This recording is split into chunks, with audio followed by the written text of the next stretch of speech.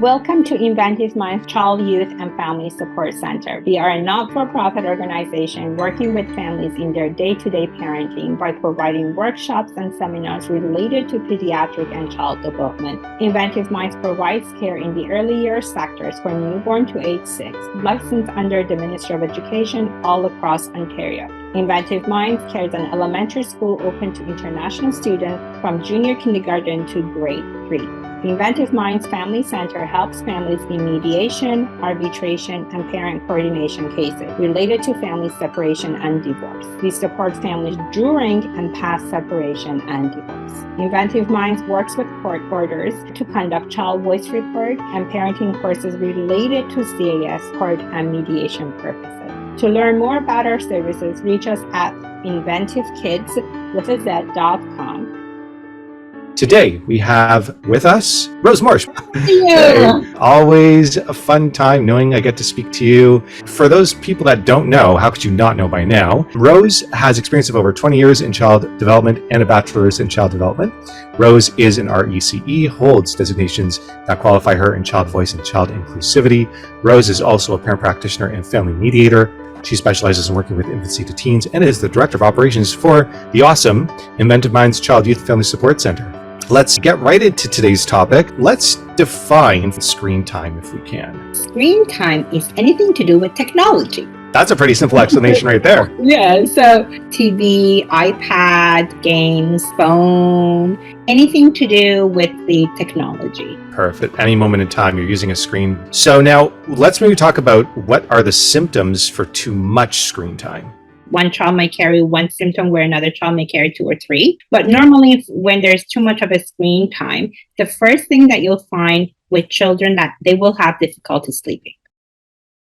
The sleep routine time will become a bigger challenge. Another thing that you will notice is that they might show you even more tantrum. They'll be sort of acting out a little bit more big, because their big brain emotions. Just too much vision, and they don't know how to explain their blurries in their vision. So even a preschooler can have a headache. They cannot express where these feelings are coming from. So you see them mostly in children, in tantrums, and difficulty with sleep. There's definitely a link to an overload of feel-good chemicals that we all receive when we're being entertained. And if you're constantly having exposure to that, as soon as you don't have the ability to have exposure to that, it could be this big shift in behavior and downward emotions. And not only that, research indicates too much screen time can lead to obesity, depression in adolescents and teens. So really monitoring it from birth is the key factor here. We are molding them. We are their role models. We are their parents. So whatever you're really inputting is what you're going to be getting later on in life as well. Those fundamental steps right now becomes to be very essentially important. Yeah.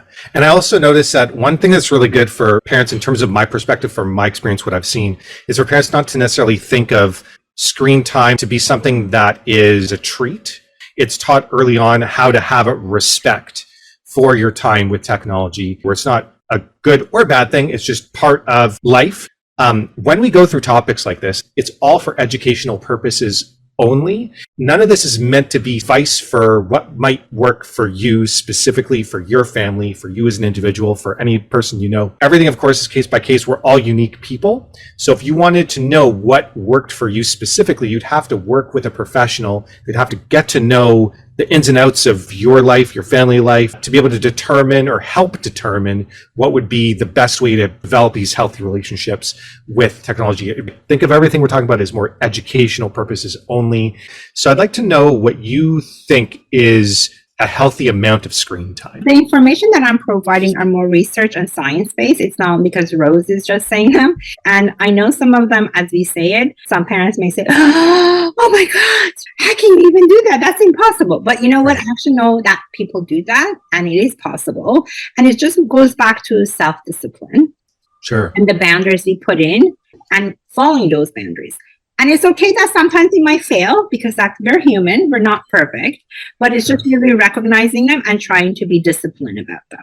When we're talking about healthy amount of screen time, a lot of people might work on a schedule. What times of days there will be screen time, what that screen time will look like, and then they'll sort of have a way to track behavior over time to see if there's any symptoms of too much screen time. And then if there is, then they'll kind of scale back from there a little bit. And the scheduling is altered over time depending on some of the symptoms we mentioned, which is, a sign of lack of sleep or big emotional displays, signs of addictive behavior. With the boundaries, with the screen time, it's about having that discipline in the home. I think what we need to do that first is talk about what age group, how much screen time is recommended for. And based on that, then we can go over how we can build boundaries in our home when it comes to screen time and how you can create that discipline in your home. But normally, research indicates from 0 to 2, there should be no screen time. Not at all. And a lot of times you find that parents with a newborn baby, they put the baby Einstein, for example, video in, or it's nice to put the nursery rhyme on, but don't put the screen on. That's wrong. The only kind of screen time you want to use is maybe if a family member FaceTimes. That's it. Okay, yeah, that's pretty easy to identify for sure. Because I see a lot of parents, they will use a screen to help soothe or calm their young child, their baby. That shouldn't be happening at all. No, you can have a music in the background. You can have your classical music in the background. And also the tone of the music should not be loud. You have to be careful with the baby's eardrum. You want it low. And that's not me, that's research. It is actually highly recommended not to have any screen time for the kids until they're 2. For children 2 to 5 years old, limited screen time to less than 1 hour a day. For children older than 5, limit screen time should be less than 2 hours a day. Well, I mean, I know that we're not really going to that too much depth. Totally different topic. Yeah. Now, for families where they might not be doing this right now, having their newborn exposed to, let's say, an hour or 2 of screen time, and now they're finding out, geez, they shouldn't have any exposure to screen time whatsoever. Okay. What could parents do? What could guardians do to kind of reduce the screen time down? Like, should they just cut it out right away completely? Should they kind of wean their child off of it? Like, what do you think is a good approach? So it really depends on the age of the child. If it's 0 to 1, just immediately remove. So if the child is 2 to 5, you've already created a routine of a screen time. So it becomes to be something gradual that I would recommend you to start by reducing weekly, half an hour a day. You might have to reduce it with 15 minutes, then eventually half an hour, then to an hour to bring it to that limit. You still have the chance of controlling it because they're not adolescents and teens. Right. And then with children that are under age 2, 1 to 2, you want to still do that gradual removal.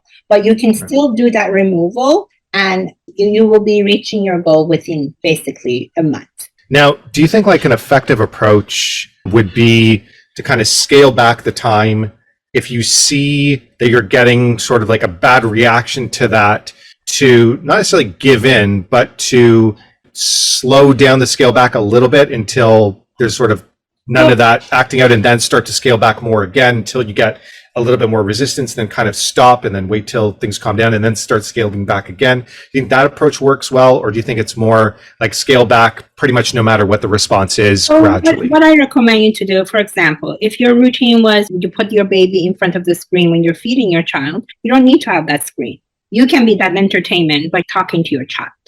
And definitely if you're doing screen before bedtime, definitely no. You want to take that away as soon as possible. That's not a good practice. That's a lot of light in their eyes, and it affects their vision, and it affects their sleep, and affects their whole routine. So it depends to what routine you're practicing that needs to be disciplined first. Every home is different, and you need to look at the dynamic of the home, the environment of the home, parent routine themselves, their own self-discipline. All of that becomes really a factor of how you function in the home. That makes perfect sense. Having a very difficult times, let's say in certain routines, maybe you keep it in that routine, you eliminate it in a different routine, and then you come to that routine after. Within this, we're kind of touching upon what are some effective boundaries we can create when it comes to family and individual screen time? Boundaries with technology. So it's really important when you have a 2 to 5-year-old, especially when you have 4 to 5-year-olds, you really want to put some boundaries in there. 3-year-old, you still can control. 4 to 5, they've got into that routine that you've done things. And also they're seeing their friends at school and they're talking more because there's more word vocabulary. Some child may have their iPad in their hand all day because that's what the other parent does. There's that social peer comes in place as well. For 4 to 5-year-olds, you want to get your children involved in those boundaries. So boundaries are a set of rules that you put in your home for technology.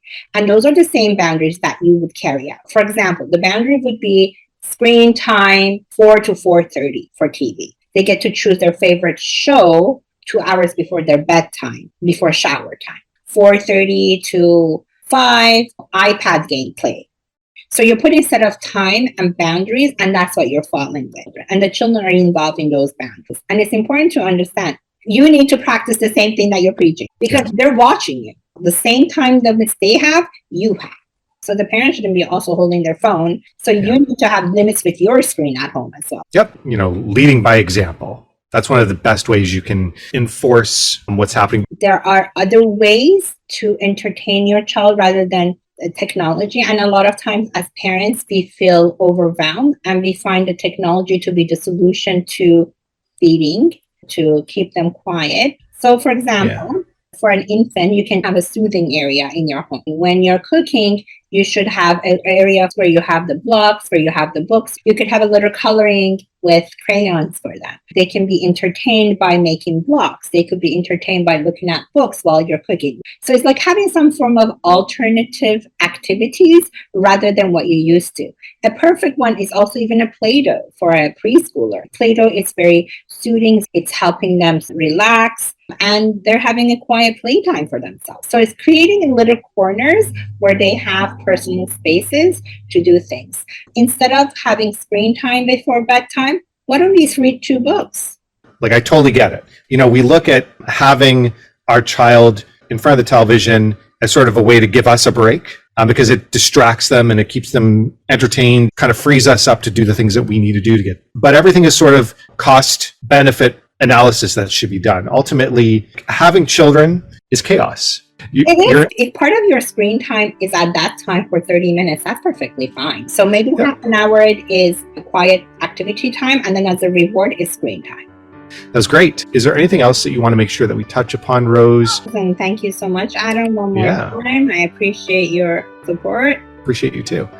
And thank you, Rose, for joining us as always. By the way, you can reach out to Rose with her email address, inventivekids@gmail.com. Thank you very much for joining this Inventive Minds Child Youth Family Support Center workshop. Do visit also www.inventivekids.com to learn about the many other workshops available coming up soon. There are a ton of them. Check out a replay of this and many of our other podcasts by searching Inventive Kids on YouTube and the Parent Toolbox on Spotify, Apple Podcasts, and Google Podcasts. You can join the Parent Toolbox Facebook community group today by searching the Parent Toolbox on Facebook. Thank you all so much once again, and we'll see you again very soon, I hope. Thank you, Adam. Have a good night.